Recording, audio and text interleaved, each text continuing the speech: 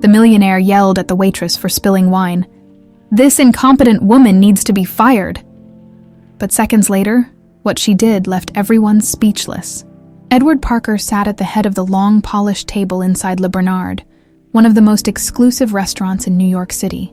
The crystal chandeliers cast a golden hue over the room, reflecting off the silverware and the expensive wine glasses filled with the finest Bordeaux, the scent of truffle oil. Aged steak and freshly baked bread lingered in the air. But Edward wasn't here to indulge. He was here to win. "This merger is the single biggest opportunity our firm has had in years," said Jonathan Pierce, Edward's right-hand man and one of the few people he trusted in the corporate world. "If we close this deal, Parker Enterprises will control over 60% of the luxury real estate market in Manhattan." Edward leaned back in his chair, fingers tapping against the tablecloth. "I didn't come here to hear obvious facts, Jonathan. What I need to know is whether the Westmont Group is truly ready to commit." His icy blue eyes scanned the faces of the executives seated with him. "Because I'm not in the business of wasting time." A heavy silence followed. Across the table, Daniel Westmont, head of the rival firm, adjusted his cufflinks and let out a measured breath. "Your reputation precedes you, Parker," he said with a small smirk. "I appreciate a man who values efficiency." Edward gave a curt nod.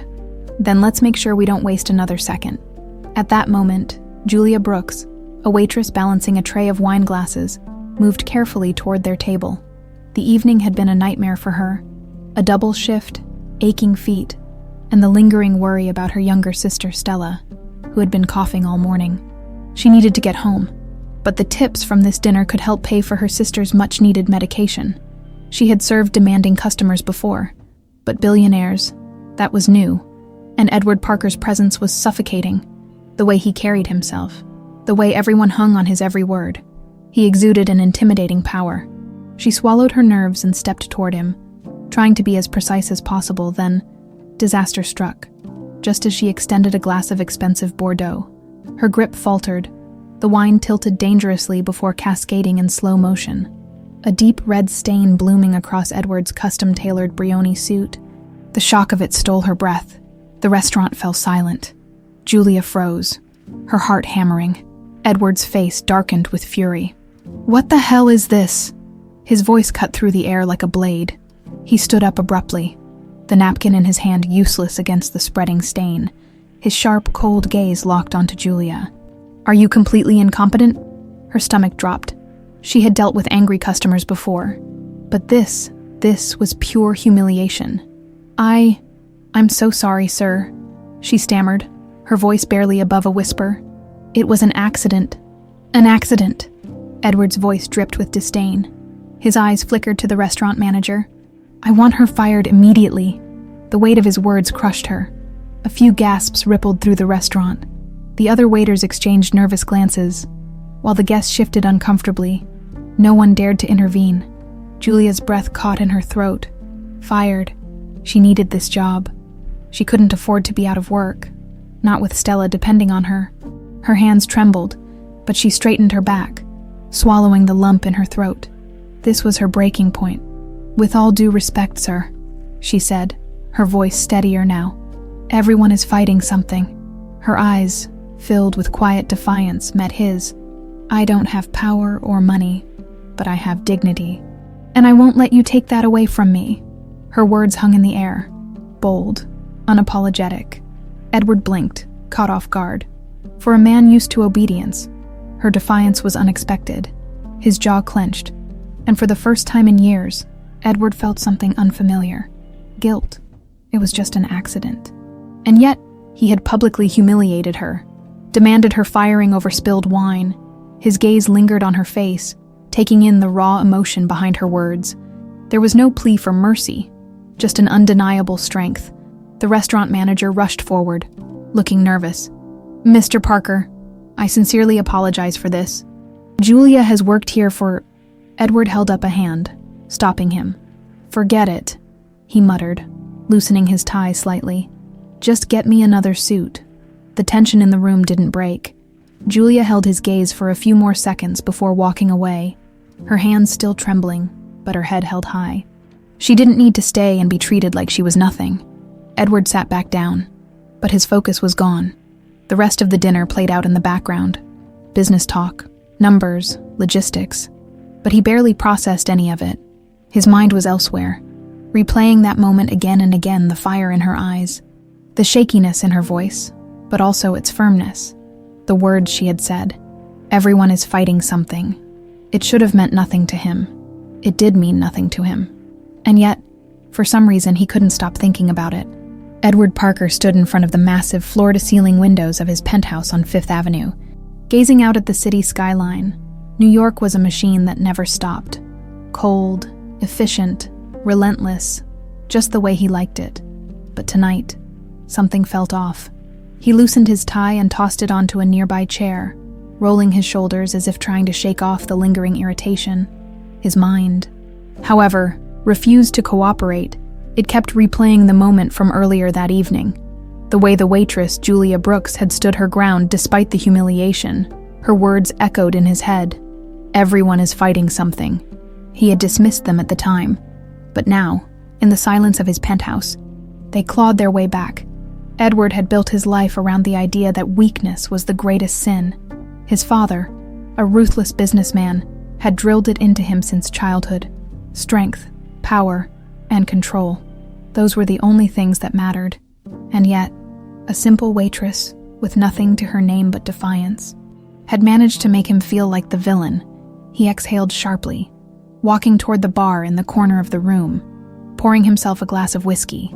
He sank into the leather armchair by the fireplace. The rich amber liquid burned his throat, but it did nothing to drown out the thoughts creeping into his mind. Teresa. The name alone sent a ripple of something uncomfortable through him. His sister had been the only person who ever dared to challenge him, the only one who had refused to bow to his iron will. Years ago, they had fought. A fight so explosive that it shattered whatever fragile bond they had left. She had walked away, cutting ties completely. Then she was gone. The car accident that took her life had been unexpected, and by the time Edward had learned of it, there had been nothing left to fix. Regret was a word Edward didn't allow himself to dwell on. But tonight, it pressed against his ribs like a weight he couldn't shake. He had never made things right with her, never even tried, and now she was just a memory. He drained his glass and set it down with more force than necessary, as if daring the past to come at him. No, he wouldn't let himself go down that road. He stood abruptly, shoving the thoughts aside. He had work to do. Meanwhile, on the other side of the city, Julia Brooks unlocked the door to her tiny apartment in Queens, her shoulders heavy with exhaustion. The moment she stepped inside, she heard a soft, rasping cough coming from the small bedroom. "Stella," she called gently, setting her bag down. Her 9-year-old sister peeked out from under the covers, her face pale, her big brown eyes slightly feverish. "Hey, Jules." Julia forced a smile. "Hey, baby. How are you feeling?" Stella shrugged, her small frame looking even more fragile under the weight of her sickness. "Better than this morning." Julia sat on the edge of the bed, brushing a strand of hair from Stella's face. "Liar," she murmured with affection. Stella giggled weakly before breaking into another cough. Julia's chest tightened. The doctors still hadn't given them a clear diagnosis, and the medical bills were piling up faster than she could manage. Her job at the restaurant barely covered the rent, let alone hospital visits, prescriptions and tests. And now, thanks to Edward Parker, she might not even have that job anymore. The memory of the evening's events burned in her mind. The humiliation, the icy rage in his voice when he demanded she be fired, the way the entire restaurant had gone silent, watching her fall apart in real time. She clenched her fists. Julia had dealt with plenty of difficult customers, but none had ever made her feel so small. And yet, she hadn't backed down. That part made her feel proud. "You look mad," Stella observed, watching her sister carefully. Julia sighed. "I just had a long day, that's all." "Did someone do something bad to you?" Leave it to Stella to see right through her. Julia hesitated. "Just a mean customer, but it doesn't matter. He's just another rich jerk who thinks the world revolves around him." Stella considered this. Mom always said rich people don't know how to be happy. Maybe he's sad and doesn't know how to show it. Julia blinked at her wisdom beyond her years. She chuckled softly, kissing Stella's forehead. "You're too smart for your own good." "I know, Stella grinned sleepily. Julia watched as her little sister drifted off, her breathing uneven but calmer. A tight ache settled in Julia's chest. She needed to fix this. She needed to keep fighting, for Stella. For herself. The next morning, Edward Parker walked into his office at Parker Enterprises, greeted by the sleek, modern design of the 40th floor executive suite. His assistant, Emily, was already waiting for him. "Good morning, sir. You have a full schedule today," she started, handing him his itinerary. He barely acknowledged her as he strode toward his desk. "I want to report on Westman's financials by noon." "Yes, sir." Edward sat down, pulling out his laptop. But before he could dive into emails, Jonathan Pierce stepped into the office, looking amused. "You seem distracted," Jonathan said casually. Taking a seat across from him, Edward shot him a sharp look. "I don't get distracted," Jonathan smirked. "Right, so I assume that's why you were staring into space just now," Edward scowled. "Did you come here just to waste my time?" Jonathan shrugged. "I just find it interesting. You humiliated a waitress last night. But instead of moving on, you look like something's eating at you." Edward's jaw tensed. Jonathan leaned forward. What was it about her? Edward clenched his fist. He hated that someone had noticed. "She reminded me of someone," he admitted after a long pause. Jonathan raised an eyebrow. "Who?" Edward exhaled. "Teresa." The name sat between them like a ghost. Neither of them wanted to acknowledge. Jonathan leaned back, his smirk fading. "Damn." Edward rubbed his temples. "Forget it. It's nothing." But deep down, he knew it wasn't nothing. And for the first time in a long time, Edward Parker was beginning to realize that his past wasn't as buried as he thought. The following evening, Edward Parker found himself at Le Bernard again, though this time it wasn't for business. He wasn't sure why he had come. It wasn't as if he owed that waitress anything. He was Edward Parker, and people feared him, respected him. He didn't have time to feel guilty over something as insignificant as spilled wine. And yet, here he was, seated at the bar instead of his usual private table. Edward scanned the restaurant, his fingers tapping absent-mindedly against his glass of whiskey. The room bustled with quiet elegance, laughter, the clinking of glasses, the occasional murmur of conversation. But his focus was elsewhere. Then, he saw her, Julia Brooks, moving between tables with practiced precision, her dark hair pulled into a simple ponytail, her uniform neat despite the exhaustion he could see in her eyes. She hadn't been fired. Interesting. Edward wasn't sure why that fact pleased him. Perhaps because he despised incompetence. And it seemed the restaurant manager had made the right decision in keeping her. Or perhaps it was because, whether he wanted to admit it or not, he couldn't stop thinking about her. His gaze followed her movements, lingering for a second too long when she turned slightly and reached up to adjust her ponytail. That was when he saw it. A small silver pendant resting against the hollow of her throat.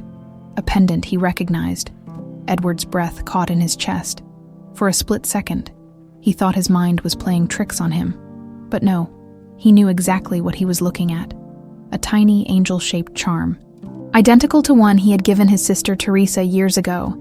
A strange sensation coiled in his stomach. A mix of unease and something else. Something dangerously close to hope. This wasn't a coincidence. He needed to know more. Meanwhile, Julia felt the weight of exhaustion settle over her. Her body ached.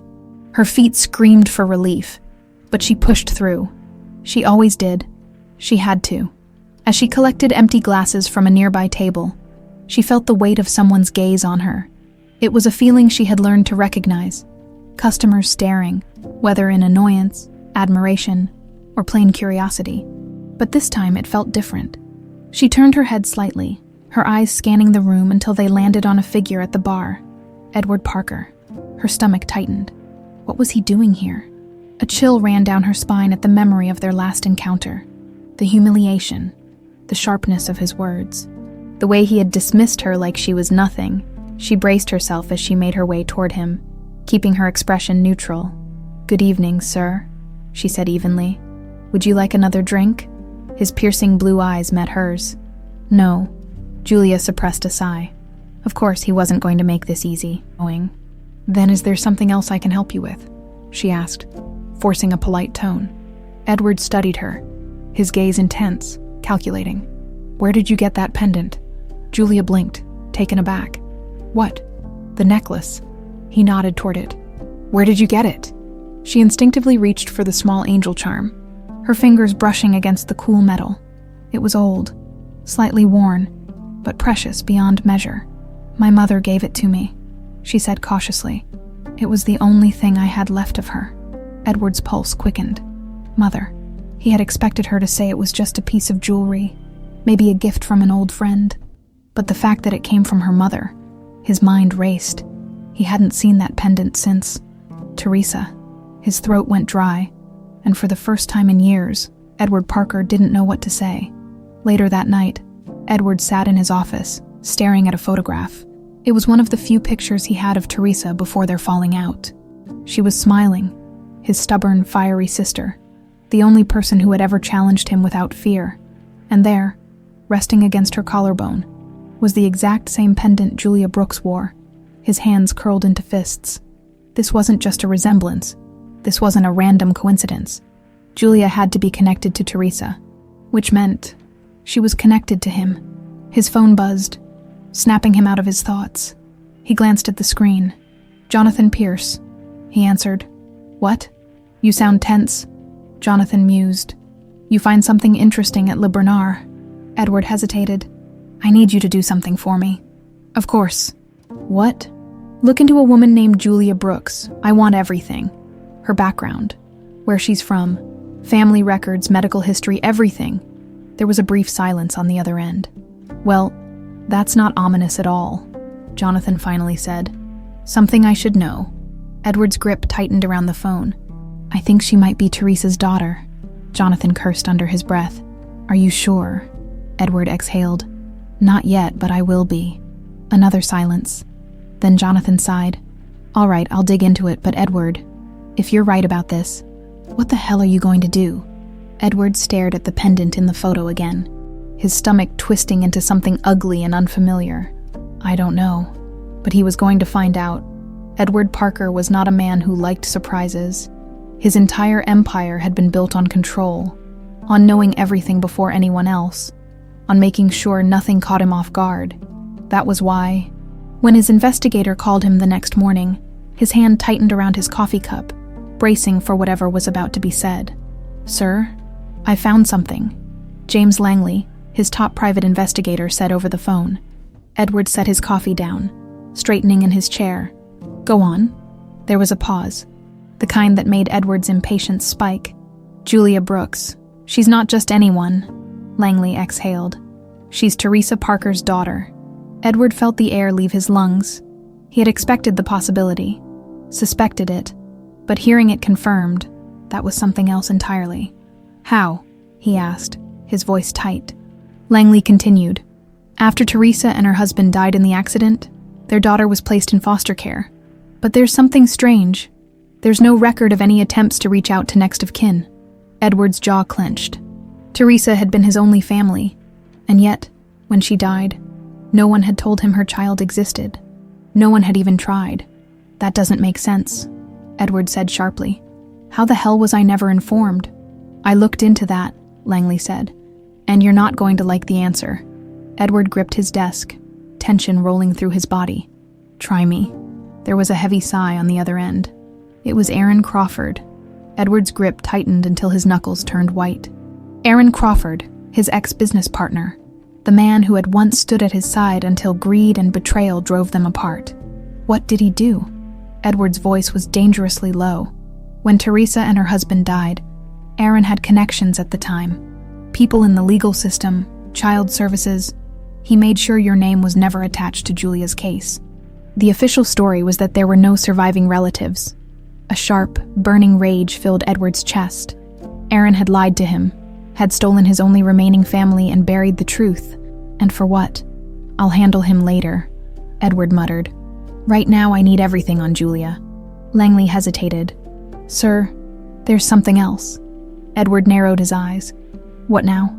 Julia has a younger sister, Stella Brooks. But she's sick. Edward stiffened. Sick. Yeah. Julia's been working herself to death to pay for medical treatments. But from what I found, it's not enough. Edward exhaled sharply, running a hand through his hair. This was too much to process at once. Teresa's daughter had been out there, alone, for years, working, struggling, raising a sick sister, and he had been completely oblivious. The weight of it settled like a rock in his chest. "Send me everything you have," Edward ordered, his voice cold, sharp, "and find out who's been treating the girl." "Understood."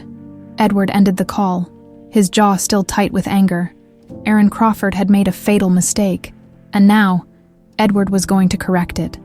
Across the city, Julia Brooks was at her breaking point. She sat in the tiny waiting room of the free clinic, her knee bouncing with nervous energy. Stella was inside, getting her latest round of tests, and Julia could barely breathe from the stress. The doctor had already warned her. Stella's condition was getting worse. She needed specialists, real treatment, not the bare minimum care they were barely surviving on. Julia clenched her fists. She had been fighting for so long, but how much more could she take? She reached into her bag, pulling out a stack of unpaid bills, hospital expenses, prescriptions, overdue notices. The numbers blurred in her vision. She needed more money. Fast, her thoughts drifted, dangerously, to the man from last night. Edward Parker. Her stomach twisted just thinking about him. She had looked him up after their encounter, curiosity getting the better of her. A billionaire, ruthless, powerful, a man who could fix all her problems with a snap of his fingers. But at what cost? Julia shook her head. No, she would never crawl to someone like him. She had made it this far on her own, and she wasn't about to start begging now. But as she stared at the bills in her hands, a cold truth settled over her. She was running out of options. Meanwhile, Edward made his way to Aaron Crawford's office. Aaron hadn't changed much since the last time they'd met. Same smug expression, same expensive suit, same air of arrogance. Edward pushed past his secretary, storming into the office without knocking. Aaron barely looked surprised. "Well, well," he said smoothly. "If it isn't Edward Parker, to what do I owe the pleasure?" Edward slammed a file onto Aaron's desk. Aaron raised an eyebrow, picking it up as he flipped through the pages. His expression shifted. "You recognize her?" Edward asked, voice dangerously calm. Aaron glanced at the picture of Julia Brooks, Teresa's daughter, and smirked. "So, you finally figured it out?" Edward's patience snapped. He grabbed Aaron by the collar, shoving him against the desk. "You stole her from me," Edward hissed. "You buried the truth. You let me believe I had no family left." Aaron chuckled, completely unfazed. "Oh, come on, Edward. What would you have done? Played the devoted uncle." He scoffed. "You were too busy building your empire. You never would have looked for her." Edward's grip tightened. "You had no right." Aaron smiled, but there was something cold and dark in his eyes. "And what are you going to do about it?" Edward let go, stepping back. He wasn't done with Aaron, but right now, he had something more important to handle. His sister's daughter was out there, suffering, and Edward Parker wasn't a man who let what was his suffer. This wasn't just about revenge anymore. It was about family, and Edward was going to make things right. Edward Parker wasn't the kind of man who hesitated. Hesitation was for the weak, for people unsure of their choices. He had spent his life making ruthless, calculated decisions, never looking back. But now, he found himself standing outside a small apartment complex in Queens, staring up at a second-floor window, feeling something dangerously close to uncertainty. He had spent the last 24 hours learning everything there was to know about Julia Brooks.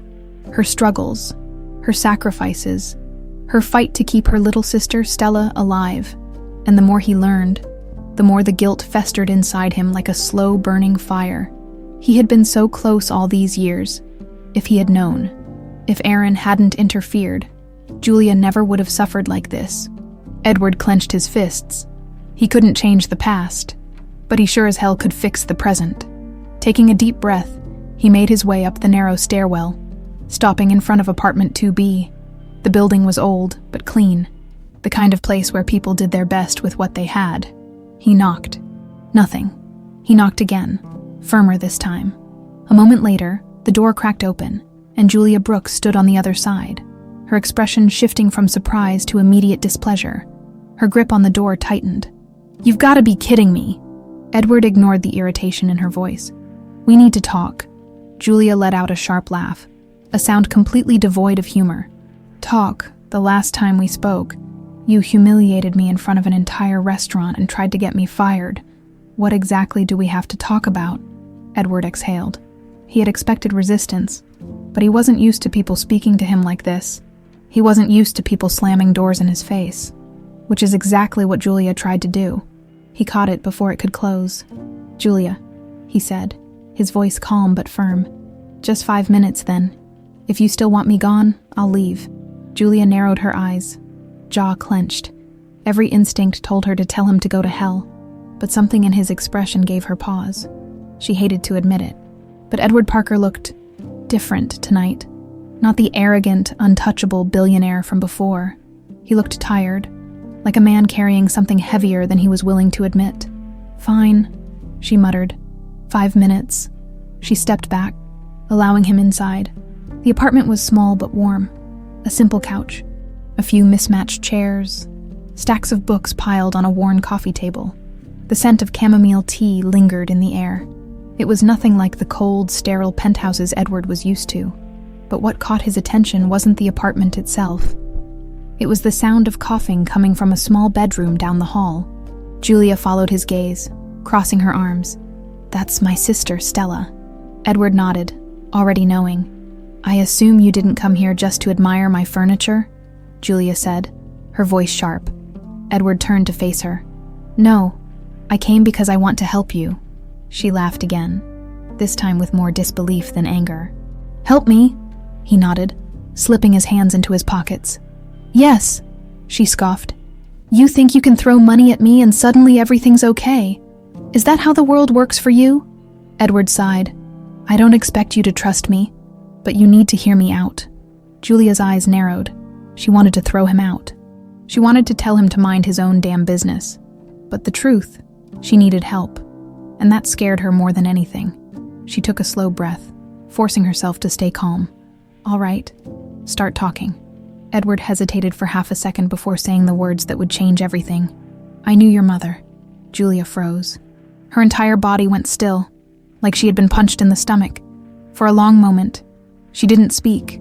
Then, very softly, she whispered, "What did you just say?" Edward held her gaze, his expression unreadable. "Teresa Parker," he said. "Your mother, she was my sister." Silence, a thick, suffocating silence that filled every inch of the room. Julia's breathing turned shallow. "No," she said automatically, shaking her head. "No, there's no way. I'm telling you the truth," Edward interrupted. Julia stepped back, feeling like the ground beneath her had just split in two. "No," she repeated, her voice shaking. "You're lying. I have proof." Edward reached into his coat pocket and pulled out a worn photograph. It was old, slightly faded, but unmistakable. A picture of Teresa Parker, her mother, smiling on a sunlit afternoon, her arm wrapped around a much younger Edward Parker. Julia's heart stopped. She recognized that smile. She had spent years staring at the only other photo she had of her mother. This wasn't a lie. This wasn't a trick. Edward Parker was telling the truth. He was her uncle. A wave of emotions crashed into her. Shock, confusion, anger, grief. She felt like she couldn't breathe. She had spent her entire life thinking she had no one left. And now, out of nowhere, this man, this arrogant, cold, infuriating man, was standing in her living room, telling her they were family. Julia shook her head, tears burning in her eyes. "No," her voice cracked. "You don't get to do this. You don't get to walk into my life and—" "I didn't know," Edward cut in, his voice softer than before. "I swear to you, Julia, I didn't know you existed." She wanted to believe him, but how could she? Her whole life she had been alone. No one had come for her. And now, suddenly, he was here, her hands clenched into fists. "You should leave." Edward's expression didn't change. But for the first time, he didn't fight back. He simply gave a slow nod. "All right, but I'm not giving up on you." Julia turned away, biting her lip so hard it hurt. She refused to let him see her cry, and as the door closed behind him, she realized that for the first time in years, she wasn't sure what to believe anymore. Julia Brooks barely slept that night. She had spent hours lying in bed, staring at the ceiling, replaying every single word Edward Parker had said. "Your mother, Teresa Parker, was my sister. I didn't know you existed. It didn't make sense. It couldn't make sense. She had spent her entire life believing she had no family left. That after her parents died, she and Stella had been truly alone in the world. And now, suddenly, Edward Parker, a man who had humiliated her just days ago, was claiming to be her uncle. It felt like a cruel joke. But that photo, Julia had recognized the woman in it immediately. It was her mother, and standing next to her, younger but unmistakable, was Edward Parker. The truth was there, staring her in the face, but her heart refused to accept it. By morning, she had made up her mind. If Edward Parker thought he could just waltz into her life, throw out a bombshell like that, and expect her to blindly believe him, he had another thing coming. She was going to find out the truth. On her own terms, meanwhile, across the city, Edward sat at his office desk, trying and failing to focus. He had spent the morning reviewing contracts, dealing with calls from investors, and pushing through the motions of business as usual, but nothing felt usual anymore. Julia's shocked, angry expression wouldn't leave his mind. He had expected resistance, but seeing the raw pain in her eyes had unsettled something in him. And the worst part, he understood it. She had every right to be angry. He should have known about her. He should have been there. But Aaron had made sure that never happened. Edward's jaw clenched, just thinking about it. Aaron Crawford had stolen years from him. Years he could have spent making sure Julia and Stella were safe, that they never had to struggle like they had. Edward had always prided himself on being ruthless, on never letting emotions cloud his judgment. But this was different. This was family, and he wouldn't let Aaron get away with it. A knock at the door pulled him from his thoughts. Jonathan Pierce stepped in, holding a thick folder. "You're going to want to see this," he said, dropping it onto Edward's desk. Edward flipped it open. Inside were pages of legal documents, sealed records, financial statements. It was the truth about what Aaron had done, and it was worse than he thought. Across town, Julia walked into the records office. The clerk barely looked up from his computer. "I need access to the case files of Julia and Stella Brooks from 10 years ago," she said. Trying to keep her voice steady, the man frowned, adjusting his glasses. "That's a restricted request. Are you a legal guardian?" Julia clenched her fists. "I'm one of the names on those files. That should count for something." The man sighed. "I'm sorry, miss, but without legal authorization, I have a right to know the truth." Something in her voice made the clerk hesitate. With a reluctant sigh, he leaned closer. "Look, I can't give you official documents, but I can tell you this." He lowered his voice. "Your case was flagged. Someone interfered with your adoption records." Julia's breath hitched. "What do you mean, interfered?" "There was a deliberate effort to keep you from being placed with your biological family," he explained. "Someone with money and influence made sure your records were buried." Julia felt her stomach drop. Money, influence. Only one name came to mind: Edward Parker that evening. Julia stormed into Parker Enterprises. She ignored the receptionist's protests, pushed past security, and marched straight to Edward's office. His assistant, Emily, jumped up. "Ma'am, you can't just—" Edward looked up from his desk, his expression unreadable.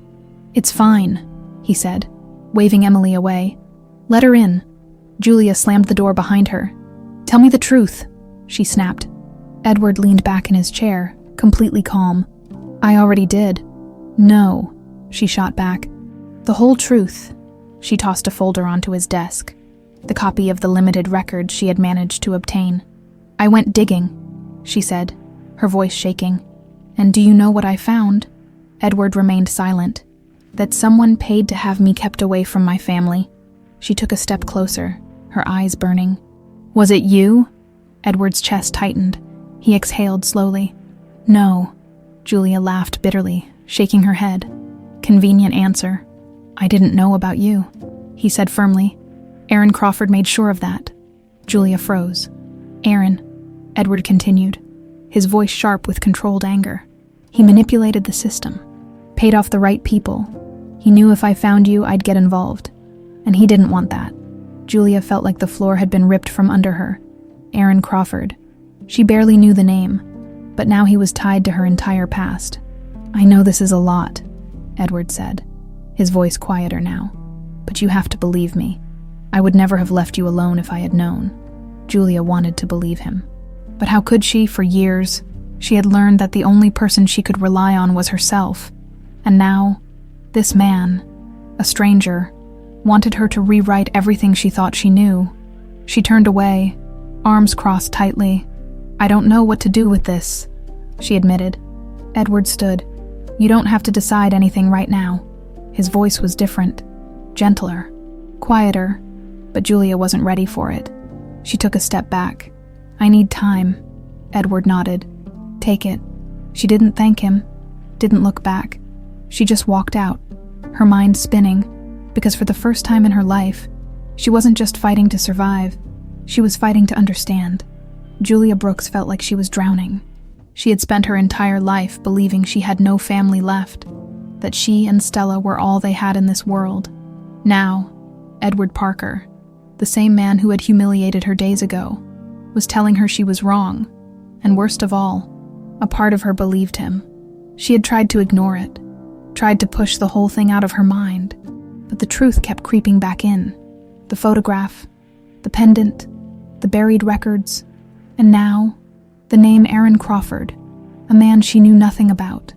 Yet somehow, he had decided the course of her entire life. Her stomach twisted with frustration as she paced the small living room of her apartment. She had come home after her confrontation with Edward, fully intending to leave everything behind. But she couldn't, because no matter how much she hated it, she needed answers. A soft cough snapped her from her thoughts. Julia turned to find Stella standing in the doorway of their tiny bedroom, clutching a blanket around her small frame. "Jules," she said, her voice hoarse from the lingering illness. "You're upset." Julia forced a smile. "I'm fine, baby. Go back to sleep." Stella tilted her head. "Did something happen at work?" Julia hesitated. She had never hidden things from Stella, but how did she even begin to explain this? "Not exactly," she murmured. "Just something unexpected." Stella frowned but didn't press. Instead, she shuffled closer, resting her head against Julia's arm. "You're going to figure it out," she said sleepily. Julia swallowed the lump in her throat and hugged her sister tightly. She had to figure it out. For both of them.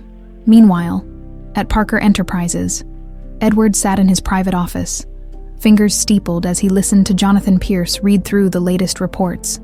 "Crawford's been careful," Jonathan admitted. "The money trail is thin, but it's there. I found a few connections. Old payments to certain foster care officials. A couple of shady real estate dealings in the same time frame. Nothing directly linking him, but..." Edward's jaw tightened. "But enough to prove he was involved."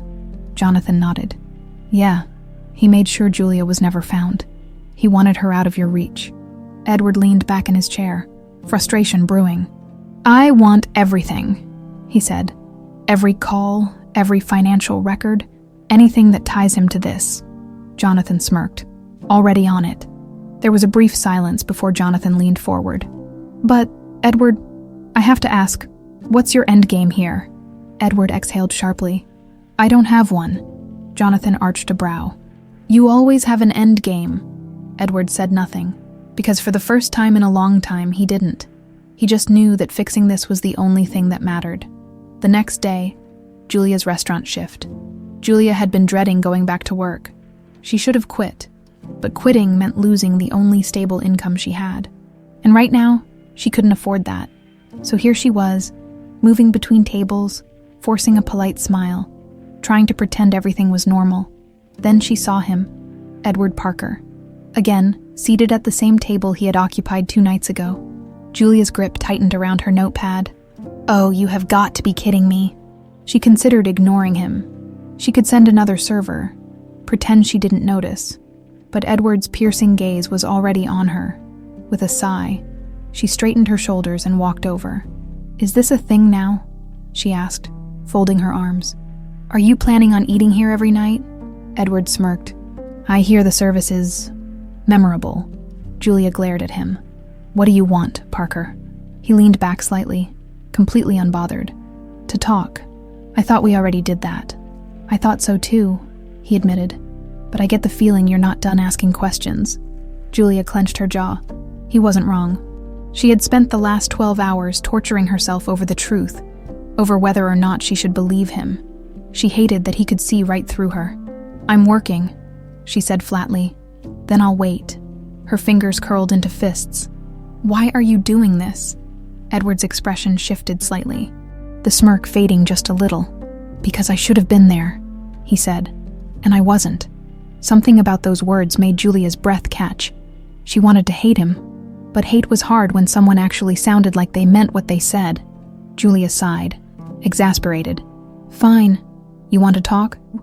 Meet me outside after my shift." Edward nodded. "I'll be there."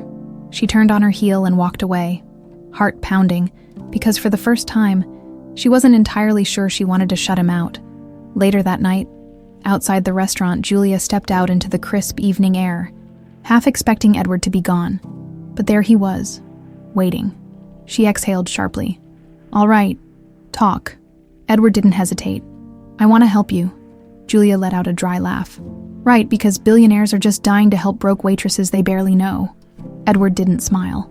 Not just any waitress. "My niece," Julia stiffened. "I know you don't trust me," Edward continued. "And you have every reason not to. But I don't walk away from family," Julia scoffed. "Funny, you did a great job of that before." Edward's jaw tensed, but he didn't react to the blow. "I didn't know," he said again. "But I do now." He reached into his pocket, pulling out a legal envelope. "What's this?" Julia asked suspiciously. "Stella's medical bills," Edward said simply. "They're paid." Julia's stomach dropped. Her hands shook as she took the envelope, skimming the contents. Every bill, every crippling hospital expense, gone. Her head snapped up. "You had no right." "I had every right," Edward cut in. "You're my family, Julia, and whether you like it or not, I take care of what's mine." Julia felt anger and relief crash together all at once. Her pride screamed at her to shove the envelope back into his hands. But the reality, Stella needed this. She swallowed hard. "I don't need your money," Edward nodded. "I know, but you need help." Julia clenched her fists. This was dangerous, because for the first time in her life, someone was offering to stand beside her, and she wasn't sure she knew how to let them.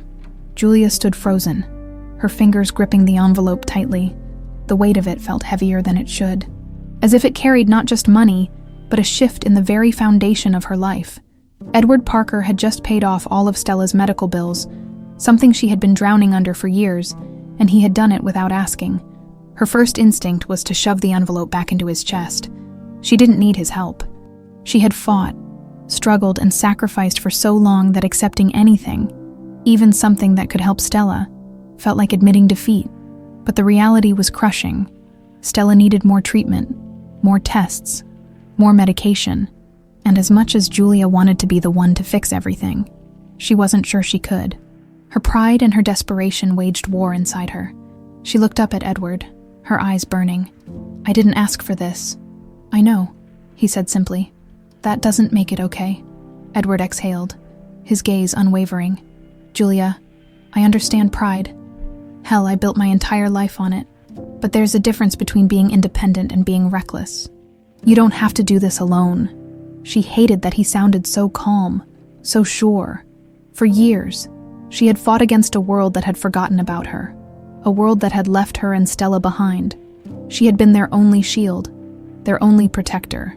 And now, suddenly, this man, this stranger, was stepping in as if he belonged. Julia clenched her jaw. "So what?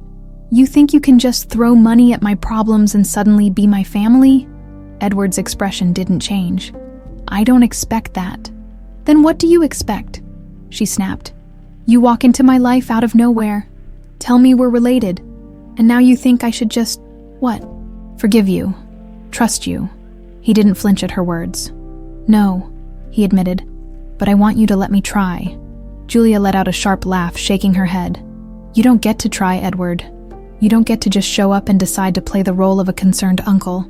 Where were you when I was being bounced between foster homes? Where were you when I had to drop out of school to work 2 jobs just to make sure Stella had food? Where were you when she got sick?" The words came out like a flood, raw and unfiltered. Edward didn't look away. "I didn't know," he said, his voice quieter this time. "But I should have." Julia felt something in her chest tighten.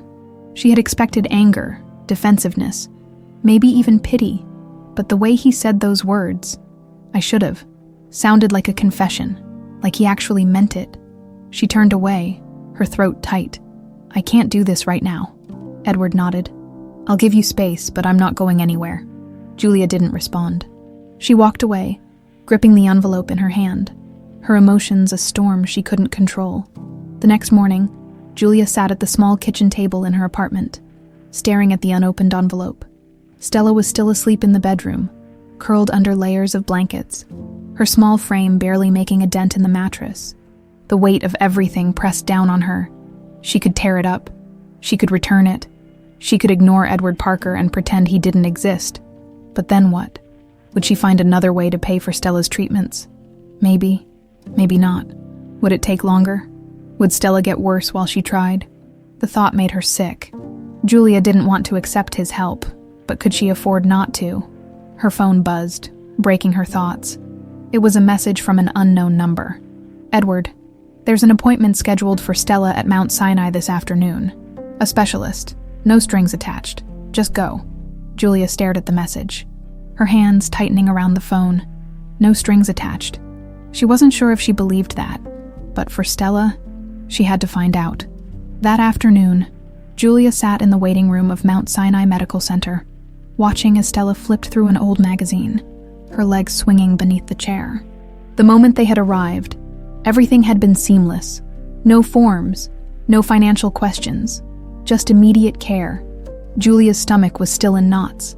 She had spent years fighting against the system, against closed doors, against a world that made everything harder. And now, in the span of 24 hours, Edward had unlocked every single door like it was nothing, and that scared her. The doctor finally emerged from the exam room, a middle-aged woman with kind eyes and a clipboard tucked under her arm. "She's doing well," the doctor said with a small smile, "but she does need more testing to be certain. The good news is, we're moving fast. You'll have answers soon." Relief washed over Julia, so sudden and overwhelming that she nearly felt dizzy. She swallowed hard, glancing at Stella, who was still flipping through the magazine like none of this was a big deal. Julia turned back to the doctor. "Who set this up?" The doctor hesitated. "A Mr. Parker made the arrangements." Julia's breath hitched. Of course he did, and damn him, because she was grateful. Later that evening, Julia found herself outside Parker Enterprises, staring up at the massive glass building, feeling like she was about to step into another world. She shouldn't be here, but she needed to be here. Security let her through without a question, and within minutes, she was standing outside Edward's private office. His assistant, Emily, looked up in surprise. "Miss Brooks, I need to talk to him," Julia said, ignoring the anxious knot forming in her stomach. Emily hesitated, but then picked up the phone. "Mr. Parker, Miss Brooks is here to see you." A beat of silence. Then, "Send her in." Julia walked into the office, her pulse racing, as Edward stood behind his desk, his expression unreadable. She exhaled sharply, crossing her arms. "You win." Edward raised a brow. "I wasn't aware we were playing a game." Julia glared at him. "You set up that appointment." "Yes." "You paid for everything." "Yes." Her chest tightened. "Why?" Edward studied her for a long moment before answering. "Because I could." Julia felt something crack inside her, because for the first time, someone had done something for her, for Stella, and they hadn't asked for anything in return. She looked away, feeling dangerously close to breaking. "I don't know how to do this," she admitted quietly. Edward's voice was calm, steady. "Then let's figure it out together." Julia swallowed hard, and for the first time she thought maybe, just maybe, she didn't have to fight alone anymore. Julia wasn't sure how she ended up sitting across from Edward Parker in his office, but here she was. The very idea of being here, in this massive glass tower, in the heart of everything he had built, made her feel out of place. People like him and people like her weren't supposed to exist in the same worlds, and yet, somehow they did. Edward sat behind his massive desk, calm as ever, watching her carefully as if he were waiting for her to bolt at any moment. Truthfully, she wanted to, because everything about this was dangerous. Not in the way that threatened her physically, but in the way that threatened everything she had ever believed about herself. She had spent years building walls, convincing herself she didn't need anyone, that the world was cruel and uncaring, that she could only rely on herself. But Edward Parker was slowly chipping away at all of it, and she didn't know what to do about that. "I still don't trust you," she said finally. Edward didn't look offended, if anything. He seemed to expect it. "I wouldn't either," he admitted. Julia frowned, caught off guard by his honesty. "I don't expect you to believe everything overnight," Edward continued. "But I meant what I said. I'm not walking away." She let out a sharp breath, hating how steady he sounded. How could he be so sure about something that had just crashed into his life days ago? She crossed her arms. "You keep saying that, but why? Why do you care so much?" Edward studied her, his blue eyes unreadable. Then he reached into a drawer and pulled out a small, leather-bound notebook. He slid it across the desk toward her, curious, but hesitant. Julia picked it up, running her fingers over the worn edges before flipping it open. Her breath caught. The handwriting was delicate and familiar, and for a moment, her mind struggled to process what she was looking at. And then she saw the signature at the bottom of the page. Teresa Parker, her mother. Julia's chest tightened as she stared at the words. Letters, notes, thoughts. Edward's voice was softer now. "She used to keep journals. I found this after she died." Julia's hands trembled slightly as she turned the pages. The words weren't just sentences on paper. They were pieces of a life Julia had been robbed of. She swallowed hard. "I never knew she kept these." Edward nodded. "There's more. I have boxes of them." Julia felt something deep inside her ache. Her mother had lived a whole life before Julia was born. A life Julia had never been a part of. A life she had lost before she even had the chance to remember it. She shut the notebook, her heart pounding. "Why are you showing me this?" Edward leaned forward slightly, resting his elbows on the desk. "Because I want you to understand that I loved my sister, and if I had known you existed, I would have done everything to find you." Julia's fingers clenched around the book. She wanted to believe him. She wanted to let herself believe him. But there was still so much anger, so much hurt. She shook her head, standing abruptly. "I need to go." Edward didn't stop her, but as she reached the door, he spoke again. "I know it's a lot," he said, "but don't shut me out, Julia. Not yet." She hesitated for just a second before walking away. That night, Julia sat at the small kitchen table in her apartment, staring at the notebook Edward had given her. She had told herself she wouldn't read it, that she wasn't ready, that she didn't want to give Edward the satisfaction of thinking he had gotten through to her. And yet, here she was, flipping through the pages, her mother's voice coming to life in ink. "Edward is impossible, but I love him. He doesn't know how to express it, but I see the way he watches out for me. Even when we fight, I know he cares. Sometimes, I wish he would let himself be vulnerable." Julia swallowed the lump forming in her throat. This wasn't just a journal. It was proof. Proof that her mother had loved Edward, that despite whatever had happened between them, despite their differences, they had been family. And for the first time, Julia began to wonder, could she have that too? Across the city, Edward sat alone in his penthouse, drinking whiskey as he stared at the skyline. He had expected Julia to resist. Hell, he would have been more surprised if she hadn't. But there was something in her eyes tonight, something uncertain. She wanted to fight him, but she also wanted to believe him. He just had to make sure she didn't push him away before he had the chance to prove himself. His phone buzzed on the table. He expected it to be Jonathan with an update on Crawford, but when he checked the screen, his chest tightened. It was Julia. Her message was short. "Tell me more about my mother." Edward let out a slow breath, relief washing over him. It wasn't trust, not yet, but it was a start. And for now, that was enough. Edward Parker wasn't a man who smiled easily, but when he saw Julia's message on his phone, a flicker of something almost foreign crossed his features. It wasn't victory. He didn't see this as a battle to be won. It was progress. A small crack in the walls she had built so carefully around herself. He didn't hesitate before typing his response. "Meet me for coffee tomorrow, 10 a.m. I'll tell you everything you want to know." A minute passed before she responded. "Fine," Edward exhaled, running a hand over his jaw. She was still hesitant, still guarded, but she was willing to listen. And right now, that was enough. The next morning, Julia walked into the quiet cafe in Midtown, her nerves tightly coiled. She spotted Edward immediately, sitting at a corner table with 2 cups of coffee in front of him. He had already ordered for her. The arrogance of that should have annoyed her, but instead, it just made her feel unsettled. She slid into the chair across from him, eyeing the cup suspiciously. "How do you even know how I take my coffee?" Edward smirked slightly. "I pay attention." That made her uncomfortable. She wasn't used to people noticing her, much less powerful men who barely acknowledged anyone outside their world. She picked up the cup, testing it, and was surprised to find it was exactly how she liked it. That annoyed her even more. Edward watched her carefully, but he didn't push. He simply took a sip of his own coffee before speaking. "You wanted to know about your mother." Julia swallowed. She had spent all night debating whether she really wanted to do this, whether she was ready to hear the truth, but here she was, so she nodded. Edward set his cup down, lacing his fingers together.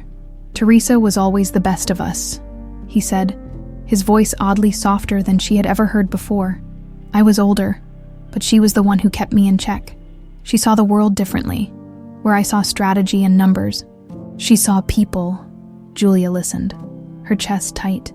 "My father wanted me to take over Parker Enterprises. Teresa wanted to do something else with her life. She didn't care about the company. She wanted to help people." Edward exhaled. "We fought about it a lot. I wanted her to see things my way. She refused. She left, made a life of her own, and I let her go." There was something in his voice. Not regret exactly, but something close. Julia's throat felt dry. "Did you ever try to fix things?" Edward hesitated, then shook his head.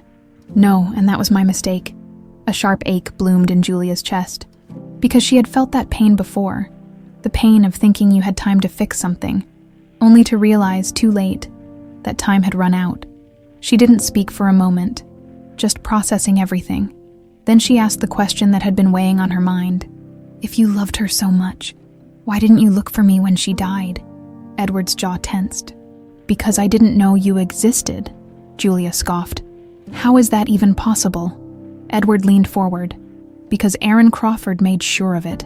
Her stomach twisted. That name again. Edward's voice hardened. "He had connections. He made sure your records were buried. He wanted to keep you out of my reach." Julia narrowed her eyes. "Why would he do that?" Edward hesitated. "Because he didn't want me to have distractions." Julia's fingers curled into fists. "I was a distraction." Edward exhaled. "To him, yes. He thought emotions made people weak. That family would slow me down." Julia felt rage rise in her chest. She had spent her entire life wondering why no one had come for her.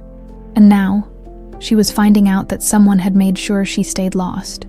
Aaron Crawford had stolen more than just her childhood. He had stolen her chance at having a family. Edward saw the emotion flicker across her face. "I'm going to make him pay for it," he said.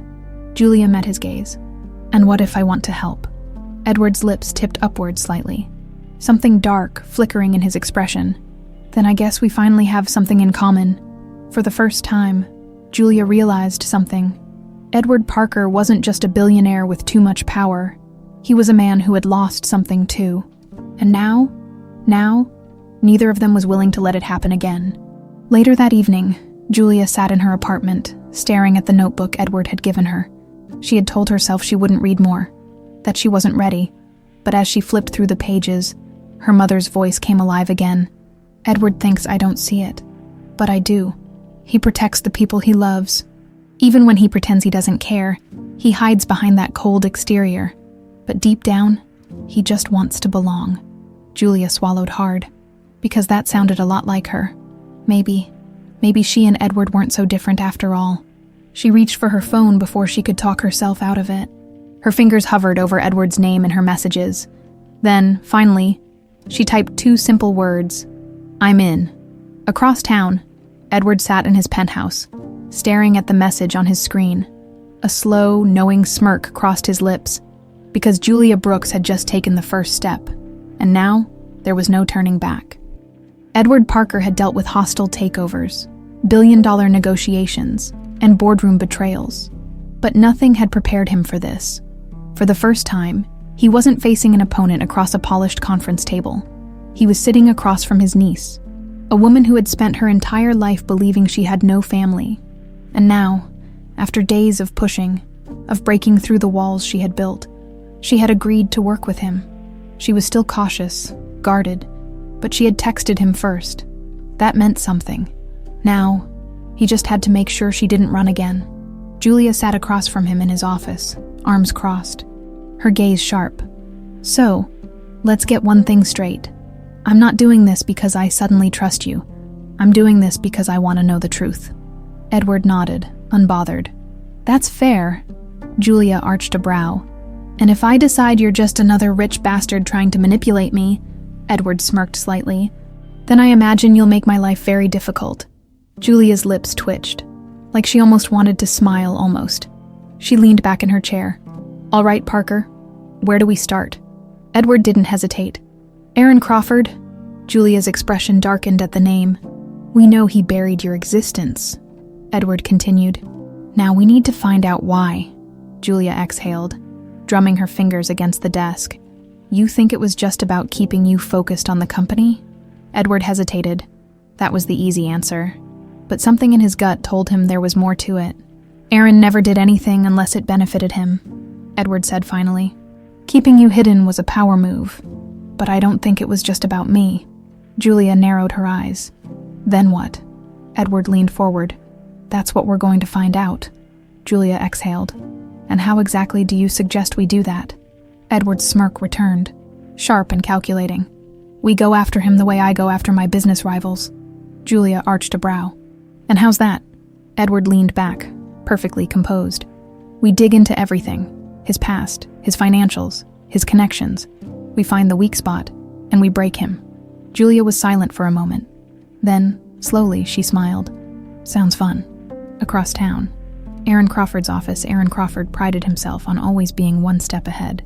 For years, he had controlled the chessboard, moving pieces exactly where he wanted them. He had buried Julia Brooks in the system years ago, ensuring Edward Parker never knew she existed. It had been a simple, calculated decision, one meant to eliminate distractions and secure Parker Enterprises' dominance. But now, Julia was back in the picture, and Edward knew everything. Aaron stared at the private investigator's report on his desk. Julia Brooks, age 25, former foster child, legal guardian of her younger sister, Stella Brooks. She had survived despite everything, and now she was standing beside Edward. That was a problem, because if Julia dug too deep, she would find out the real reason Aaron had hidden her, and that would ruin everything. Aaron exhaled sharply, pressing a button on his desk phone. "Get me a meeting with the board," he said to his assistant, "and find out what Edward Parker is up to." He wasn't about to let two nobodies tear down what he had built. Meanwhile, Julia's apartment. Julia sat on the floor of her tiny living room, papers spread out everywhere. Edward had sent over files on Crawford, financial records, corporate reports, evidence of the empire he had built over the years. But none of it told her what she really wanted to know. Why?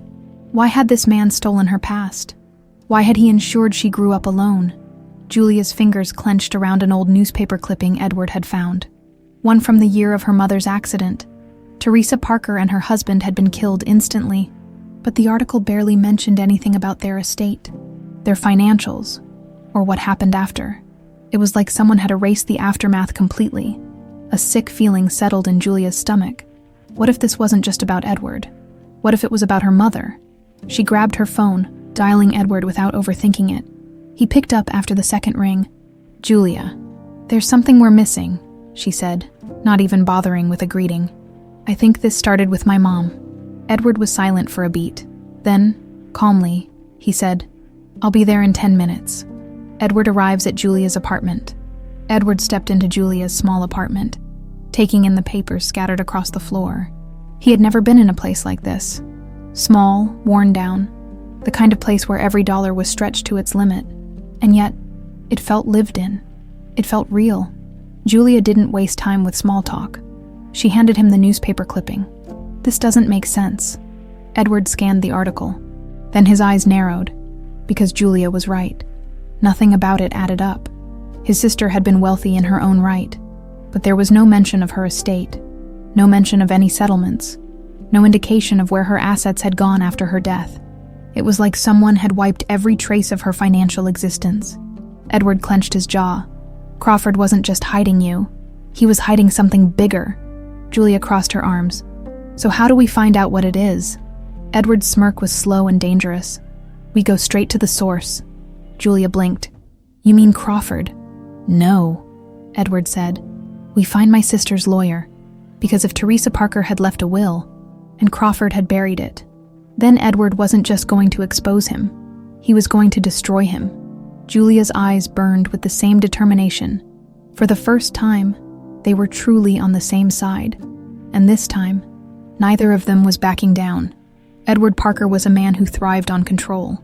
Every decision, every deal, every step he took was carefully calculated. But as he sat in Julia Brooks' small apartment, surrounded by scattered papers and unanswered questions, he realized something unsettling. For the first time in years, he wasn't in control. Julia stood across from him, arms crossed. Her sharp gaze locked onto his. So, she said, where do we start? Edward leaned back slightly, fingers tapping against the newspaper article she had found. We start with my sister's attorney, he said. Whoever handled Teresa's estate. If Crawford buried something, that's where we'll find the first crack. Julia nodded. Do you have a name? Edward exhaled. I do. William Harland. Julia's brow furrowed. And where is he now? Edward's jaw tightened. That's the problem. Julia's stomach twisted. Don't tell me he's dead. No, Edward said. But he disappeared a few years after Teresa's death. No warning, no explanation. Julia's pulse quickened. You think Crawford had something to do with it? Edward nodded. Harland was a respected attorney. He wouldn't have just left everything behind unless he had a reason. Julia's chest tightened, because the more they uncovered, the more it felt like her mother's death wasn't an accident at all. Tracking down William Harland, Edward made a few calls the next morning, using his resources to dig into Harland's whereabouts. By noon, he had a lead. He's living under a different name, Edward told Julia as they sat in his office. Moved to a small town upstate. Julia frowned. Why would a high-powered attorney just disappear? Edward's lips pressed into a thin line.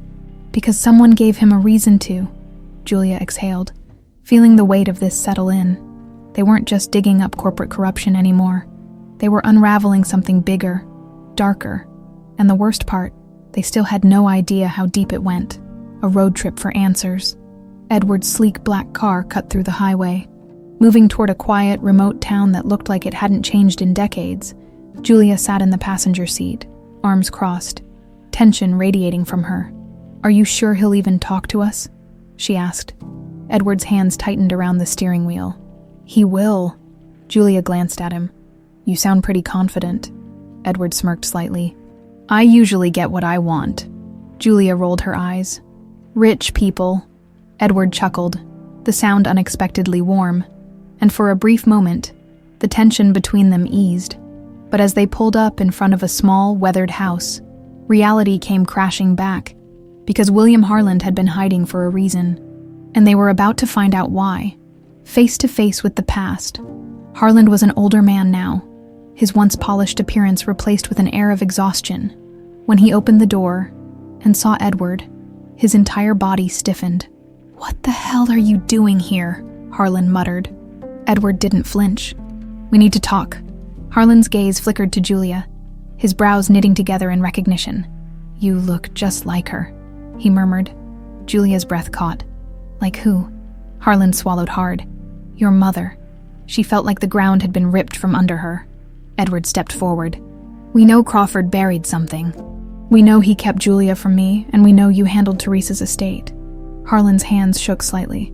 I don't... Edward cut him off. Don't lie to me. Harland sighed heavily.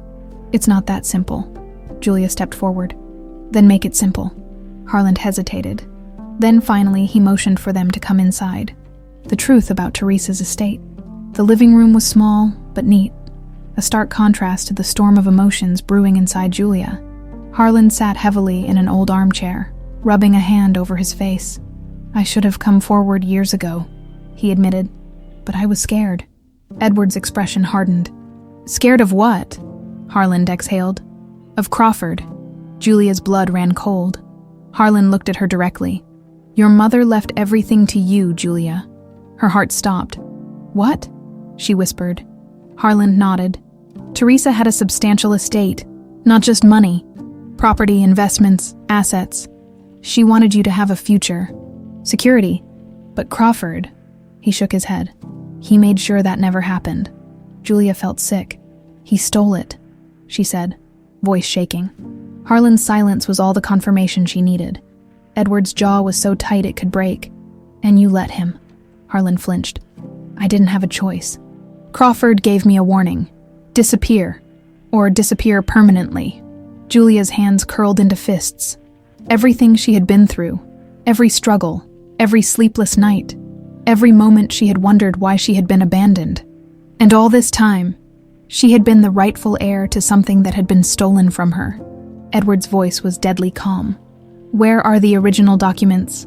Harlan hesitated. Edward's expression darkened.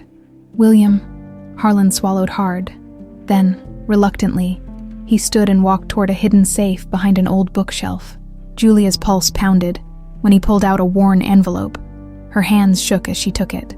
Inside were the legal documents of Teresa Parker's estate. Proof.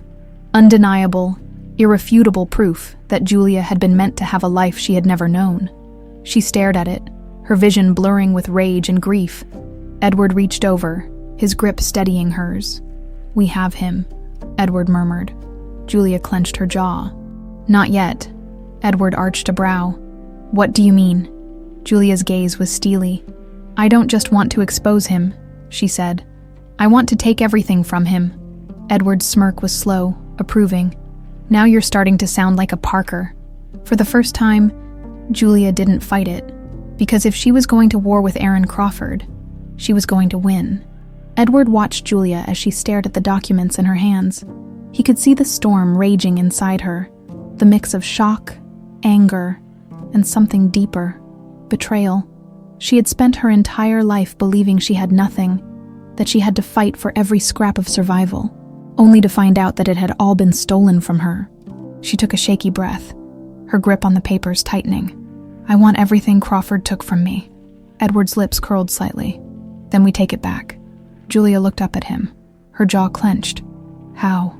Edward leaned back, completely composed, as if they weren't discussing the destruction of one of the most powerful men in their world. First, we make sure these documents are legally airtight. If we take this to court, Crawford will bury us in legal battles. We need a strategy. Julia exhaled sharply. You think I care about legalities? He stole my entire life, Edward. I know, Edward said, his voice steady. And that's why we have to be smart about this. Crawford plays dirty. If we go after him, he'll retaliate. Julia scoffed. Let him. Edward's smirk widened, just slightly. Spoken like a true Parker. She didn't even roll her eyes this time. Instead, she ran a hand through her hair, frustration evident. Fine, what's the plan? Edward tapped the documents in her hands. We expose him piece by piece. We don't just take this to court. We take it to the press, the board of directors, the investors. We make sure that by the time we're done, Crawford doesn't just lose what he stole from you. He loses everything. Julia met his gaze, something dark and determined flickering in her expression. And you're really all in on this. Edward leaned forward, his tone colder now. Crawford cost me my sister. He cost you your life. This isn't just about revenge, Julia. It's about justice. For the first time, Julia believed him. She had spent years thinking she had no one, now for better or worse.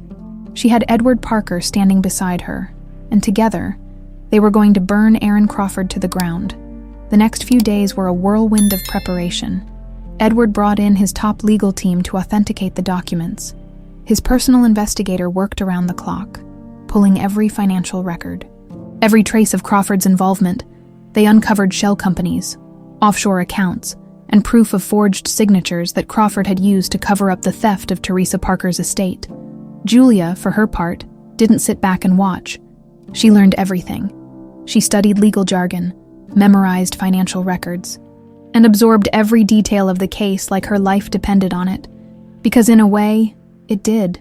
She refused to let Edward fight this battle alone. One night, as she pored over yet another file in Edward's office, she caught him watching her from across the desk. "What?" she asked, raising a brow. Edward smirked. "You really are relentless," Julia huffed. "You say that like it's a bad thing." He shook his head.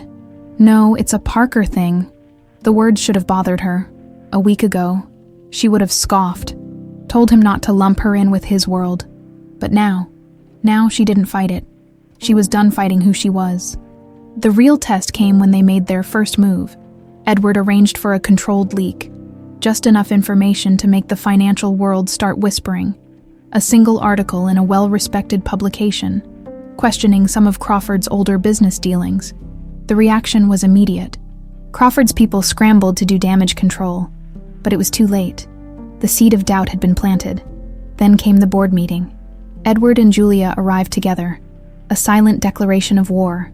The moment they stepped into the sleek conference room, the tension was palpable.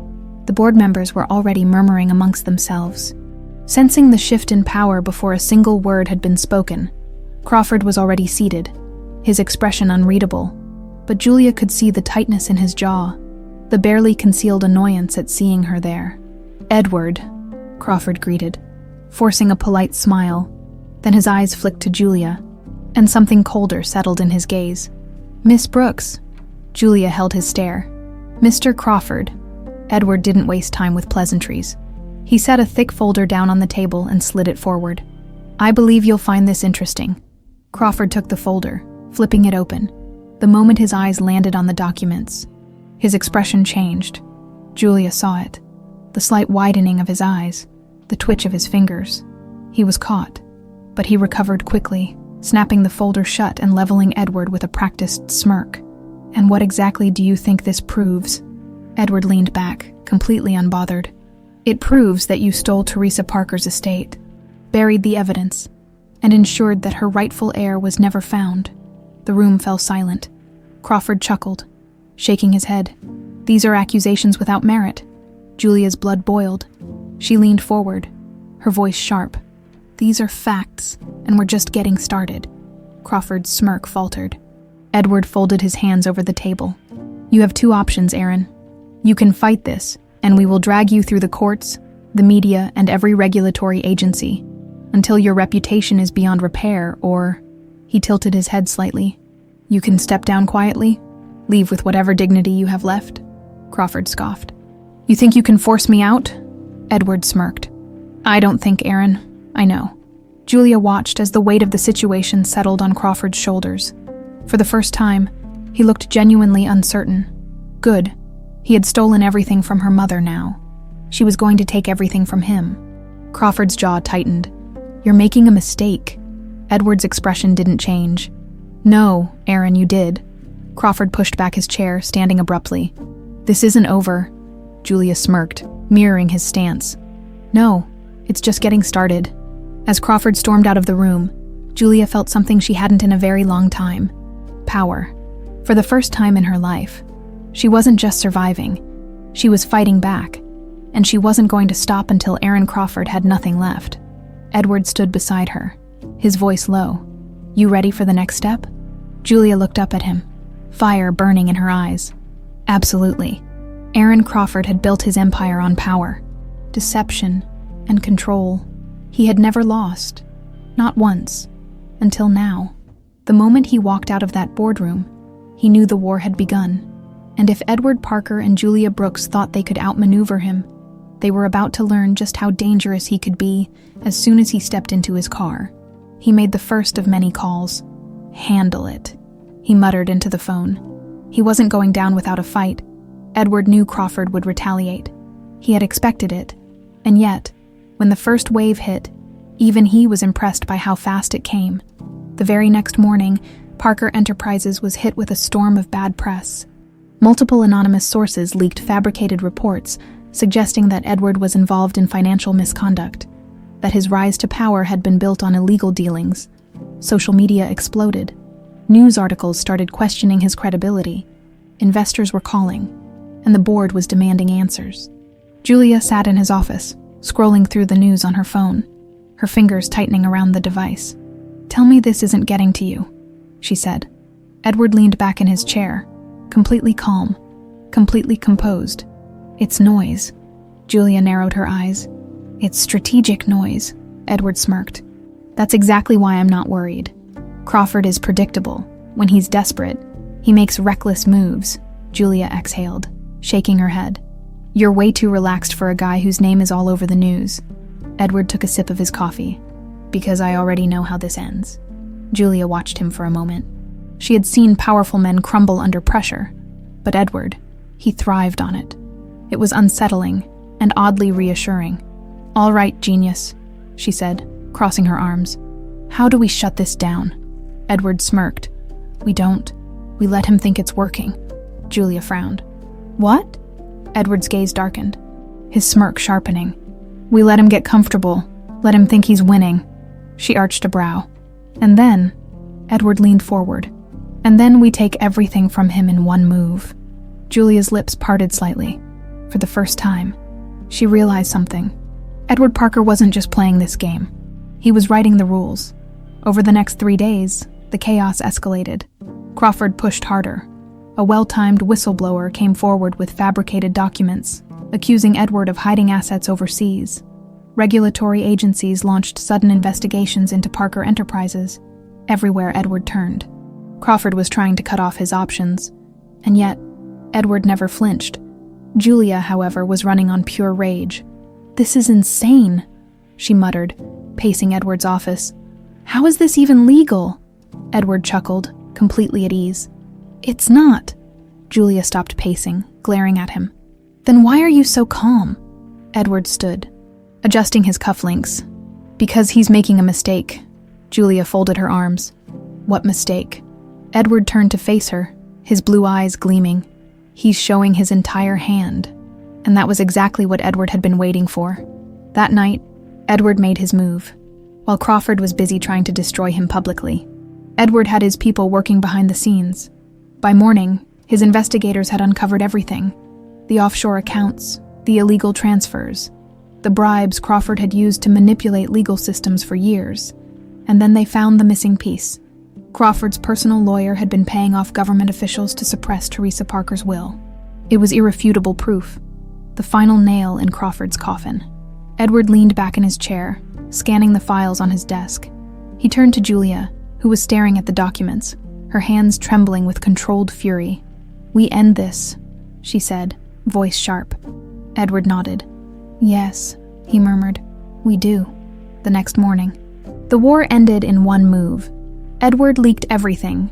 The documents, the hidden accounts, the evidence of fraud and corruption. Every news outlet got it at the same time. By noon, federal agencies had raided Crawford's offices. His assets were frozen. His name was destroyed. And by the afternoon, Parker Enterprises stock was already recovering. Julia watched the news unfold from Edward's office, her pulse racing. It was over. She had won. Edward stood beside her, completely composed as he read the headlines.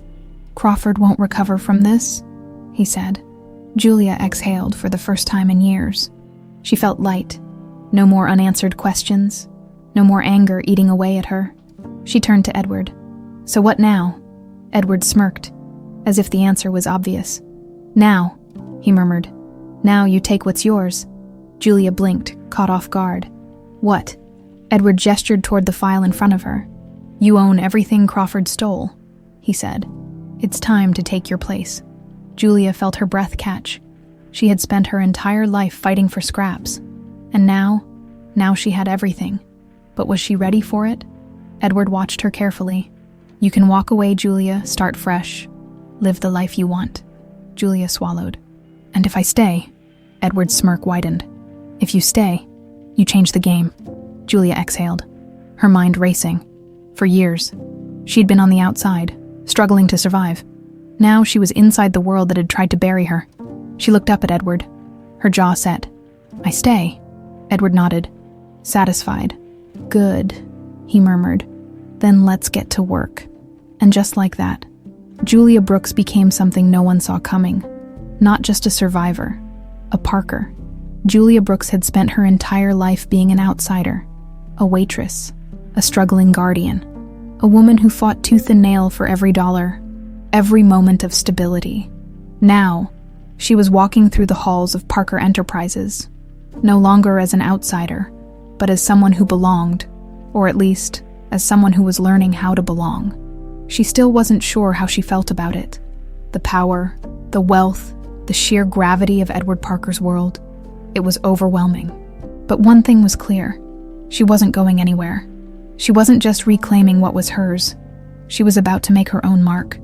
Edward watched her as she took in the view from his office, her fingers lightly drumming against the glass. "You're thinking too much," he said. Julia smirked slightly. "That's funny. I didn't know thinking was a bad thing." Edward leaned against his desk, arms crossed. "It is when it stops you from acting." Julia turned to face him, tilting her head. "And what exactly do you expect me to do, Parker? Just step into this world like I belong." Edward's lips curled slightly. "You already belong." She let out a dry laugh. "Do I?" Edward pushed off the desk and walked toward her, his gaze sharp. "Crawford underestimated you. Everyone did. But you won, Julia. You're not some outsider looking in anymore. You have a choice. Walk away and pretend none of this happened. Or embrace it." Julia folded her arms. "And if I stay, what happens then?" Edward's smirk deepened. "Then I teach you how to run this empire the way a Parker should." A flicker of something dangerous passed through her, because as much as she wanted to deny it, the idea of learning how to wield real power wasn't just intriguing, it was thrilling. She had spent her whole life being at the bottom, fighting for survival. What would it feel like to finally be on top? She met Edward's gaze, her expression unreadable. "Fine," she said. "Teach me." Edward's smirk widened. "Good," he murmured. "Lesson 1 starts now." Julia sat in the boardroom hours later, surrounded by men in expensive suits who clearly had no idea what to do with her presence. She could feel the skepticism radiating from them. Some of them had backed Crawford. Others had remained neutral, but none of them had expected her to be here. Edward sat at the head of the table, perfectly composed. "Gentlemen, meet Julia Brooks." There was a long pause. Then, one of the older men, Gerald Lancaster, a veteran in corporate politics, spoke. "With all due respect, Edward," he said, his tone cool. "What exactly is her role here?" Julia felt the weight of their judgment. But instead of shrinking, she leaned forward, lacing her fingers together. "That's a great question, Mr. Lancaster," she said, her voice even. "So let me make this simple. Everything you see, this company, these assets, belong to my mother, and they were stolen. I'm here to take back what's mine." A few of the men exchanged glances. Gerald's lips pressed into a thin line. "Business isn't just about ownership, Miss Brooks. It's about experience. Do you even have any?" Julia didn't miss the condescension in his tone, and she refused to let it rattle her. "I have experience in survival," she said smoothly. "In knowing how to fight for what I need, and let's be honest. Half of you thought Edward would never survive after Crawford was exposed.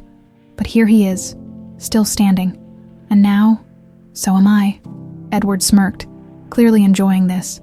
Lancaster exhaled. "This is a complicated industry. You can't expect to just step in and—" Julia cut him off. "I don't expect anything, I earn it." There was silence. Then Edward spoke. "Julia will be working alongside me moving forward. Consider her a Parker in every way that matters." The weight of his words settled over the room. A Parker, it was official. And Julia wasn't about to back down. Later that night, Julia sat in Edward's office, exhausted but exhilarated. She had expected the board to push back harder, but Edward's influence had kept them in check. For now, Edward poured himself a drink, then glanced at her. "You did well," Julia smirked. "You sound surprised." Edward chuckled. "Not surprised? Impressed." She raised a brow. "Careful, Parker. That almost sounded like a compliment." He handed her a glass of whiskey. "Consider it one." Julia took the drink, letting the warmth settle in her chest. She had spent her entire life on the outside, struggling to survive. Now, she was inside, and she was just getting started. Edward leaned back against his desk, watching her carefully. "You're going to change things, Julia." She met his gaze. "Damn right I am." And for the first time in her life, she felt completely, undeniably unstoppable. Julia Brooks had spent her life believing she had nothing. No family, no security, no future beyond the endless struggle of surviving one day at a time. Now, she stood in the heart of Parker Enterprises, no longer just a spectator but a player in the game. And for the first time in her life, she wasn't fighting to survive. She was fighting to win. The past few weeks had been relentless. Edward had thrown her into the deep end, making sure she learned everything: financial strategy, corporate warfare, power plays that decided the future of billion-dollar empires. But Julia had never been the kind of person to back down from a challenge. She absorbed it all. And now, standing beside Edward in the largest conference room of the building, she was about to prove that she belonged. The entire board of directors was gathered, and at the head of the table sat Edward, his expression unreadable as he glanced at Julia before addressing the room. "I assume by now you all understand why we're here." There was a murmur of agreement. The fallout from Aaron Crawford's downfall had left a power vacuum, one that had the potential to destabilize Parker Enterprises if they weren't careful. Edward leaned forward. "This company has survived because we don't bow to chaos. We adapt. We control the narrative. And today, we're setting that narrative in stone." Julia met the eyes of Gerald Lancaster, the man who had questioned her just days ago. He still looked skeptical. Edward's gaze flickered to her. "Julia?" She didn't hesitate. She stood, pressing her hands against the sleek glass table, looking at the people who had once dismissed her as irrelevant. "You all know who I am," she said evenly, "and I know most of you don't think I deserve to be here." Some of them shifted uncomfortably. "Good." She let the silence stretch before continuing. "I didn't grow up in boardrooms. I didn't spend my life in business schools learning how to manipulate markets and close deals. But what I did learn, how to fight, how to survive, and in case you haven't noticed, that's exactly what this company has needed." Edward smirked slightly, but he didn't interrupt. Julia's gaze hardened. "Aaron Crawford tried to bury my existence. He thought he could erase me, but I'm still here. And now, I'm taking my place." There was a beat of silence. Then, to everyone's surprise, Lancaster leaned forward. "And what exactly do you intend to do with that place?" Julia didn't flinch. She met his gaze head-on. "I intend to do what should have been done a long time ago," she said. "I intend to make sure this company doesn't just survive, but that it thrives in ways Crawford never dreamed of." Lancaster studied her for a long moment. Then, to her shock, he nodded. A murmur of agreement spread through the room. And just like that, the tide shifted. She had won them over. Edward's smirk widened, and he turned to the board. "It's settled, then." He gestured toward Julia. "You're looking at the new executive director of Parker Enterprises." For the first time, Julia felt the full weight of what she had achieved. She wasn't just fighting for survival anymore. She was building a legacy. After the meeting, Edward led Julia to his office, pouring them both a drink. "You surprised them," he admitted, handing her a glass. Julia smirked. "You sound like you didn't think I could." Edward chuckled. "I knew you could. I just wasn't sure if you'd want to." Julia took a sip of her whiskey, letting the burn settle before responding. "I wanted to walk away," she admitted. "Hell, a part of me still does." Edward watched her carefully. "Then why didn't you?" She exhaled, swirling the amber liquid in her glass. "Because I finally realized something." Edward raised a brow. "And what's that?" She met his gaze, her voice steady. "I'm a Parker," she said, "whether I like it or not." For a long moment, Edward just looked at her. Then, slowly, he smiled. "Damn right you are."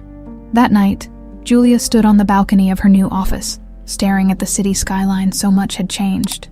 A few weeks ago, she had been a waitress struggling to keep her sister alive. Now she was one of the most powerful women in New York City. But power wasn't what drove her. It was the responsibility. It was the fact that for the first time in her life, she had the ability to change things, to make sure no one else had to go through what she did. Behind her, Edward stepped onto the balcony, his own drink in hand. "You ready for this?" he asked. Julia exhaled, looking at him. "I don't think I'll ever be ready." Edward smirked. "Good. That means you'll do just fine." Julia let out a soft laugh. Then, as she turned back to the skyline, she let herself breathe. Because this was just the beginning, and she wasn't afraid anymore.